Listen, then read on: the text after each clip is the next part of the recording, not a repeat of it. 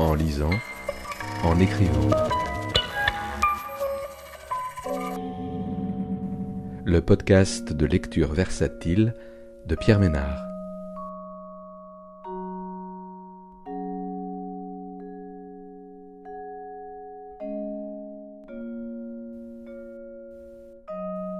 Aujourd'hui, Requiem pour la jeune amie de Gilles Leroy, paru aux éditions Le Mercure de France en 2021.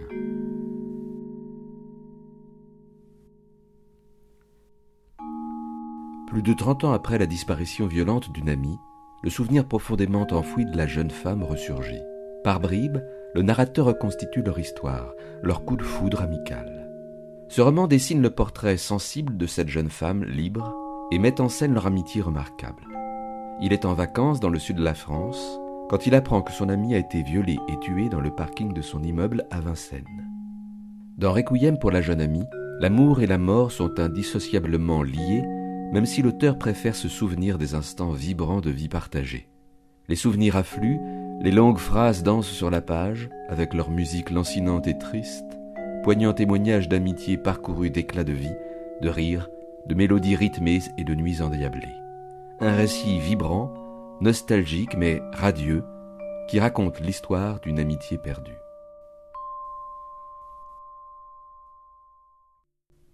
Rue du départ. 4 années avaient passé.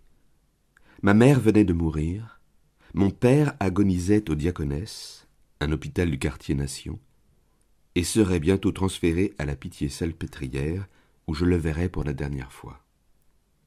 4 étés avaient passé, et je n'aurais su les distinguer car c'était une seule et même nuit qui continuait. Le même dernier métro, la même rame de train qui filait, personne à bord et pas une cigale par les vitres entr'ouvertes. Envolée, les cymbales, fini l'orchestre au papier de verre. Les cigales avaient fait silence, mais si je tendais l'oreille, une sourdine me parvenait, la vibration d'un glas qui se prolongeait, et dont la mort de la jeune amie avait été le diapason. Dans les mois qui suivirent son viol et son meurtre, j'appris que 3 amis du comédien étaient morts de ce qu'on hésitait encore à nommer cancer ou peste homosexuelle.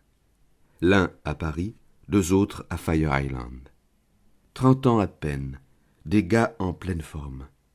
Puis ce fut le tour de 2 de mes amis que les chirurgiens ont ouverts, refermés, avant de les isoler derrière des bâches en plastique. Ils sont morts dans cet état de viande sous vide, sans une main pour les caresser, sans une voix pour les réchauffer, anéantis avec une telle violence, une telle soudaineté, que leur destruction me ramenait de force à celle de la jeune amie. Mourir jeune, c'était l'idée globale de ces années-là, et j'attendais mon tour.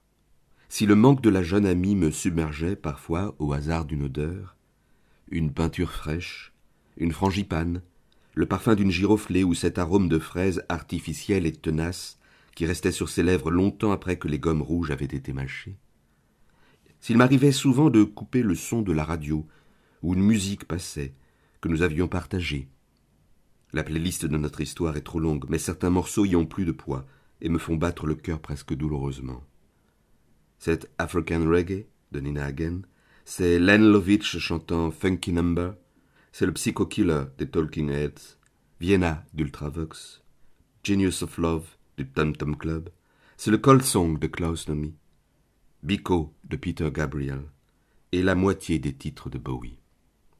Les suites de sa mort avaient cessé d'occuper mon esprit, car elles n'étaient en rien la suite de son histoire. Des gens que nous avions connus ensemble, je ne voyais plus que le staffeur, lui et lui seul, parce qu'il l'avait aimé vraiment, lui et lui seul, parce qu'il était pudique, fuyait les effusions et évitait de me parler d'elle. Notre accord là-dessus était tacite, pas de commémoration, pas de rite obituaire. À ressasser nos deuils, nous nous serions empoisonnés l'un l'autre. C'était ça, ou bien renoncer à nous voir. Or, il me semblait, peut-être lui semblait-il aussi, que ce lien entre nous était une bonne chose. La façon d'écrire une suite à l'histoire de la jeune amie et de construire autour d'elle, plutôt qu'un mausolée de larmes, un monde à l'image de ses jours, un monde qui vaille le coup. Parfois aussi, à l'approche de la fête des mères ou des réveillons de fin d'année, je m'inquiétais d'Olga. Je n'aurais jamais cru la revoir jusqu'à cette fois, la toute dernière, où je suis retombé sur elle au centre commercial de la Tour Montparnasse, dans une boutique de cigares et tabac. Elle faisait la queue à une caisse, j'attendais en retrait dans une autre file. Je l'ai reconnue à son dos, un dos carré, massif et désormais voûté, comme si les cervicales ployaient sous le poids de la tête. J'étais sûr de moi, je l'ai appelée. « Olga ?» Doucement d'abord, elle ne se retournait pas. Je n'osais pas crier ni bousculer la file pour me rapprocher d'elle. « Olga !» J'ai continué, mais sans y croire. J'ai pensé, à quoi bon? Se souvient-elle seulement de moi? Je me suis représenté que j'avais beaucoup changé en peu d'années.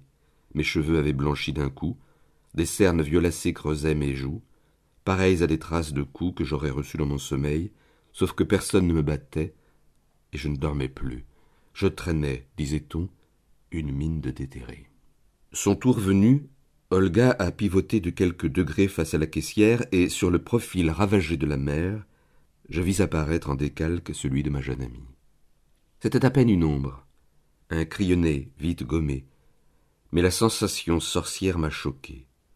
Je n'avais jamais vu la moindre ressemblance entre ces deux femmes, et il fallait que ce fût maintenant, sur la plus âgée, sur ce visage non pas défiguré, mais portant les stigmates d'une douleur qui avait fini par figer ses traits en une seule et grande grimace. « Ne fais pas attention à maman », avait dit la jeune amie en me la présentant un soir. Dans leur appartement de Vincennes, elle plane en permanence. Elle ne buvait pas d'alcool, pourtant ne fumait que du tabac. C'était les cachets, disait sa fille, le Valium et le reste. La femme devant moi ne planait plus. Elle avait quitté l'atmosphère ordinaire pour la lointaine orbite des mères désenfantées. « Olga, c'est Gilles. » Elle s'est tournée lentement vers moi, les épaules d'abord, puis tout le torse. Sa nuque ne bougeait plus. Elle a planté ses yeux dans les miens sans rien y rencontrer, aurait-on dit. Ses yeux voyaient mais ne communiquaient plus. Ses yeux refusaient de transmettre au cerveau les images qui ravivent la douleur avec la mémoire. Quelque chose comme ça, oui. Parce que je ne peux pas dire qu'elle était hostile ou jouait à ne pas me reconnaître. Dans ses yeux écarquillés, je voyais le contact coupé. Elle n'avait rien dit, ne s'était ni étonnée ni offusquée. Simplement, elle avait baissé les yeux. Elle avait fait rideau de ses paupières lourdes qui accentuaient le relief osseux des pommettes et écrasaient un peu plus la grimace dans le masque de douleur emmuré. Elle avait rangé avec soin sa cartouche de cigarette dans son sac, puis était sortie sur la rue du départ, où j'aurais pu la poursuivre.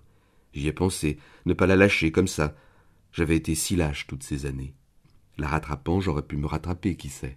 « Olga, Olga, c'est moi. J'étais l'ami de votre fille. On repeignait des appartements, elle et moi. Je venais chez vous, on a passé des dîners ensemble, des anniversaires et même des réveillons. J'aurais appelé, oui, et j'aurais couru, mais autre chose que la lâcheté m'a retenu cette fois. La délicatesse, peut-être.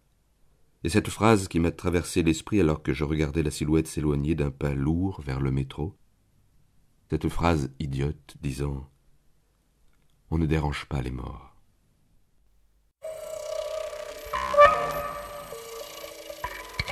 En lisant, en écrivant. Le podcast de lecture versatile de Pierre Ménard.